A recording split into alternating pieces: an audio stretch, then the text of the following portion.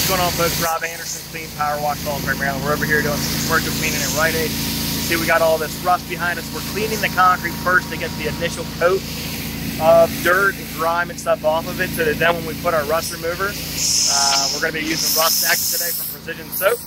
We also like Rust Remover Plus. F9 is great, guys. Use straight oxalic if you need to.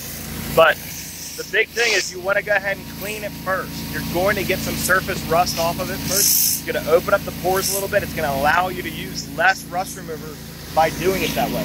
You can see that's right where the dumpster usually is. They went ahead and moved that for us, which is fantastic. They got a forklift on site doing some other work. But you can see things there, all that rust. So I told them we'd clean this entire pad, not the brand new section that they got over there, but all this existing concrete we're cleaning. It may look better. It's part of an overall remodeling that's being done. You can see we'll work on a little bit of technique, but you always want to go ahead and get all your edges.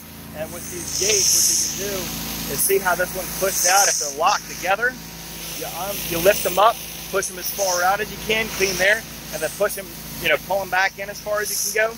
That way you can get that area, get as much of it done without having to break out the lawn.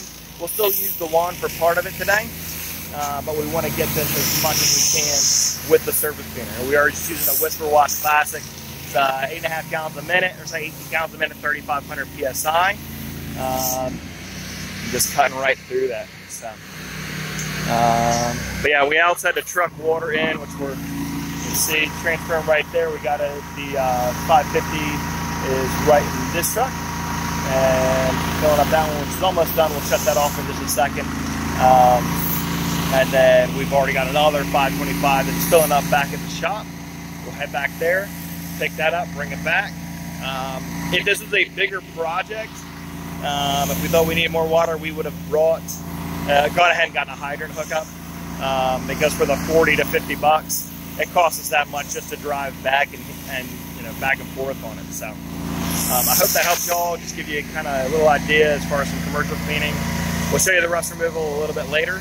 You'll see another video for that. So anyways, hope that helps, guys. Have a great night.